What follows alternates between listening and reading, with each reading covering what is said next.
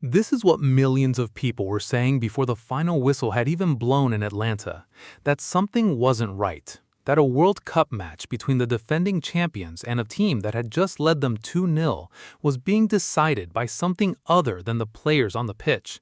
By the time Argentina scored their stoppage time winner, the conversation had already left the stadium and was spreading across every football forum, every broadcast studio, every group chat on every continent where this sport is watched and loved, and it was moving faster than any fact check could follow it. What happened next turned into one of the most revealing stories this World Cup has produced, not just about refereeing, not just about VAR, about information itself, about how quickly a lie travels when it's wearing the clothes of something everyone already believes to be true. A fake tweet claimed Francois Letexier had been officially removed from the tournament. 30,000 people liked it before anyone stopped to verify a single word. And here's the thing that makes that number genuinely significant. Those 30,000 people weren't fooled. They were ready. They had already decided, watching 93 minutes of football in Atlanta, that justice required Letexier to be removed. The fake tweet didn't create that belief. It just handed it a headline. So here is the question this video is going to answer. What actually happened to Francois Letexier? And why does the true answer reveal something about this tournament, about FIFA, and about Argentina's run through this bracket that the fake version never could? Let's build this from the ground up, because the full story requires every layer to land properly. Letexier is 37 years old, born in Béziers in northwest France, and by any objective measure before this tournament was one of the most respected referees on the planet. He joined FIFA's international list in 2017. He took charge of the Euro 2024 final between Spain and England. He has officiated Champions League knockout rounds and UEFA Super Cup finals. This was not a referee who arrived at the 2026 World Cup with a questionable record. He arrived with the kind of credential that gets you appointed to the biggest matches in the game. He was assigned Argentina versus Egypt in the round of 16 on July 7th, and what followed over 93 minutes produced a controversy that has not cooled in the 6 days since the final whistle. Egypt came into that match as significant underdogs. They took the lead through Yasser Ibrahim's header in the 15th minute. Then, in the 62nd minute, Mustafa Zico finished the counterattack of breathtaking quality, collecting a pass from Mohamed Salah and beating Emiliano Martinez to make it 2-0. Egypt were 11 minutes from one of the great World Cup upsets. The defending champions were about to go home. And then the VAR screen lit up. Following a VAR intervention, the goal was disallowed for a foul in the build-up by Egypt defender Marwan Attia on Argentina defender Lisandro Martinez.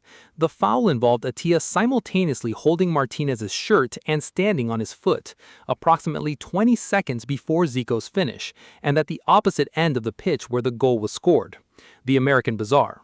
Letexier had not whistled for the contact in real time. VAR identified it on review, recommended the referee go to the monitor, and Letexier came back with the decision to disallow the goal. The reaction was immediate. Match commentators stated at the time that the decision was beyond VAR's remit. Rob Green said on air that surely this was not within VAR's realm to review. Alan Shearer said either both incidents are fouls or neither is. Ian Wright pointed to a challenge on Salah in the build-up to Argentina's winner and asked why the same standard had not been applied in the other direction. Egypt weren't just losing, they felt they were being systematically disadvantaged, and what happened in the final 13 minutes seemed to confirm that feeling in a way that words afterwards struggled to fully capture. Christian Romero's headed goal cut the deficit in half in the 79th minute, and Lionel Messi scored his 8th goal of the tournament to make it 2-2. Then, in the 93rd minute, Enzo Fernandez headed home the winner.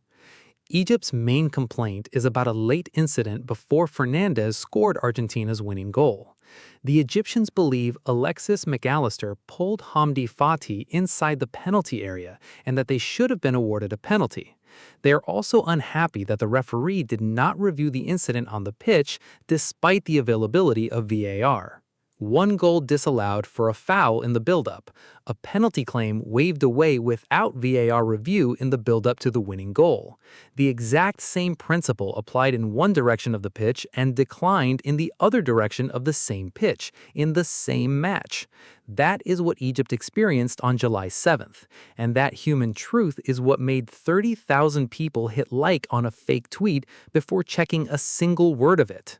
Egypt coach Hossam Hassan and several players criticized the officiating after being left in disbelief as Argentina scored 3 unanswered goals in the final 13 minutes to complete one of the biggest comebacks in FIFA World Cup history. Hassan said the officials were defending Argentina and Lionel Messi and helping them win the World Cup. The Egyptian Football Association said it cannot remain silent regarding the refereeing decisions witnessed during the match, filing a formal complaint with FIFA over what it describes as double standards in officiating. Now, here is the strongest possible case for the other side, because that case deserves to be made honestly and completely before we examine it. The rule VAR applied to disallow Zico's goal does exist. According to the International Football Association Board's laws of the game, VAR can be used in the period of play before and after an incident that can be reviewed, as determined by the laws of the game and VAR protocol. The argument from officiating experts who defended the decision is that Atia's simultaneous shirt pull and foot contact dispossessed Martinez at the moment Argentina were building toward Egypt's area, and that the counterattack was a direct consequence of that dispossession. Under a strict reading of that rule, VAR's intervention has a technical basis. Letixier went to the monitor, reviewed the footage, and made a judgment consistent with how that protocol had been applied in at least one previous match during this same tournament. He is not a corrupt official. He is a referee who applied a contested rule in a way that the people watching the match found deeply difficult to accept. That is the strongest case for the other side, and it is not nothing. But here's why it doesn't close the argument. Because the question was never whether the rule technically exists. The question is whether it was applied with the same consistency to every team in this tournament. And this is where the cumulative evidence becomes impossible to dismiss. This isn't the first time.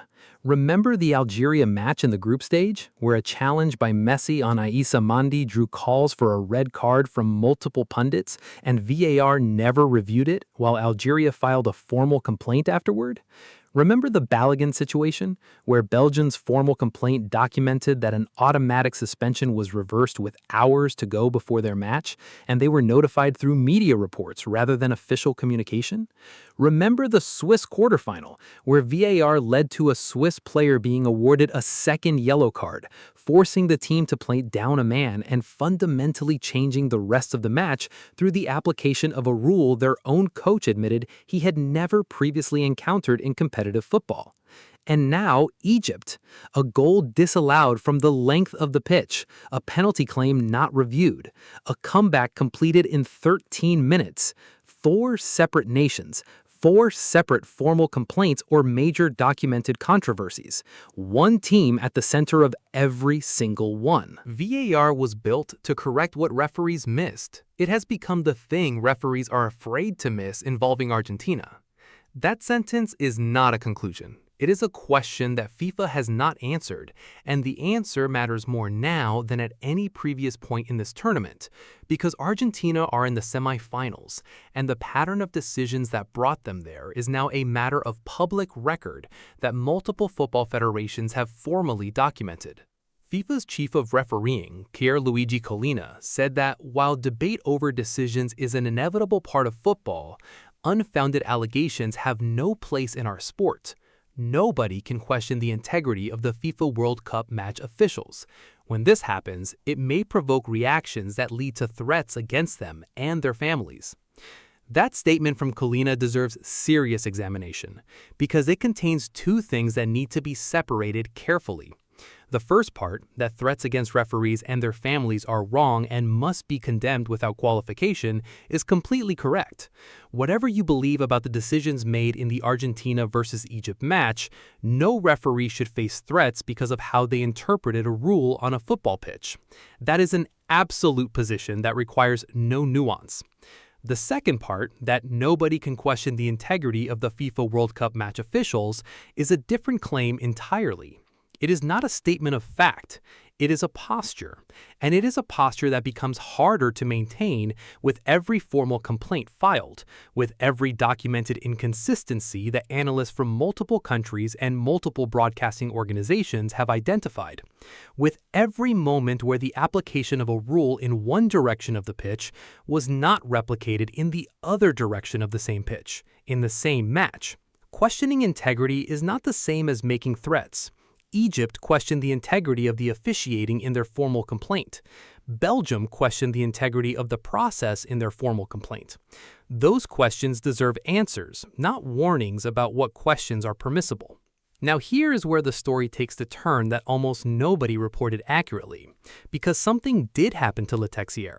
He will not referee another match in this World Cup, and the reason reveals something extraordinary about how FIFA's system works and why the misinformation around this situation was able to spread so effectively. FIFA has sidelined French referees François Le Texier and Clement Turpin from the rest of the World Cup. François Le Texier and Clement Turpin will no longer lead a match during this edition. But the move had nothing to do with Egypt's complaint or any punishment against the referees, and the real reason was already built into the tournament's rules. FIFA removes referees whose countries reach the semifinals to avoid any conflict of interest in the tournament's final stage. France are in the semifinals. Therefore, French referees cannot officiate the remaining matches. It is a standard FIFA protocol that applies to every tournament at this stage. Only Jérôme Brassard from France remains available because he has worked exclusively as a VAR official throughout this World Cup. Think about what this means for the information environment around this story. Le Texier is gone from the tournament. That fact is true. The reason most people online believe he is gone is Egypt's complaint. That reason is false. He is gone because France reached the last four. The outcome everyone who was outraged about Atlanta was demanding actually occurred, but for a procedural reason that has nothing to do with their outrage.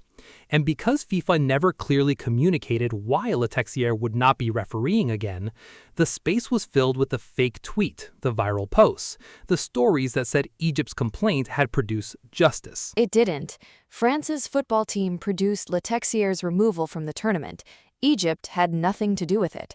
And FIFA's silence about the distinction between those two things is itself a story, because a governing body that communicated transparently about its own protocols would have issued a statement explaining exactly why French referees were being stood down, which would have immediately clarified that the decision had nothing to do with Egypt's complaint, which would have diffused at least part of the misinformation storm, which would have made the institution look competent and transparent rather than reactive and opaque. Instead, the silence allowed the fake tweet to do the work that FIFA's communications department should have been doing, and 30,000 likes later, millions of people believe that Egypt's complaint produced a result that it didn't produce, while the actual result, France reaching the semifinals, goes unreported in the context that would make it meaningful. There is one more layer to this story that emerged in the days following the Adequanta match, and that has received far less attention than it deserves. The controversy widened further after emails criticizing the refereeing were sent from the official Argentine Football Association account. The AFA later said its institutional accounts had likely been compromised in a cyber attack and distanced itself from the messages. This detail sits in the background of the story, but it matters. In the most controversial week of Argentina's entire tournament campaign, messages criticizing the officiating of the Argentina versus Egypt match were sent from the AFA's official account. The federation's explanation was a cyber attack. That may be exactly what happened, but in the context of everything surrounding this tournament, it is another element that FIFA has not publicly addressed, that has not been independently verified, and that adds one more unresolved thread to a story that is accumulating unresolved threads faster than any official body is resolving them. Yahoo Sports.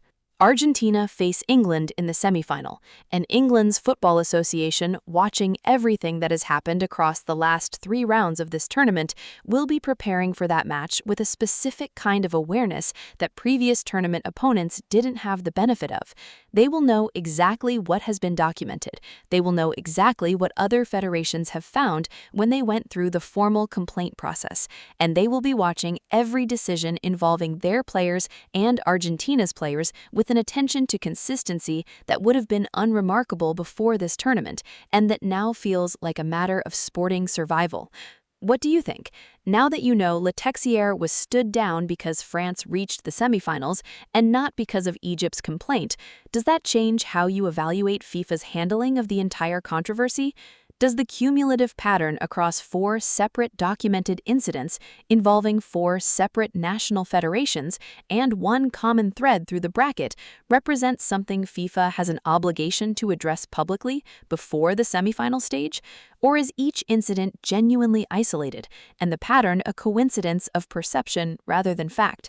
And if Argentina win this World Cup, if Messi lifts that trophy in New Jersey on the 19th of July, will the questions raised across the last 3 weeks follow that achievement permanently? Or does a trophy erase everything that preceded it?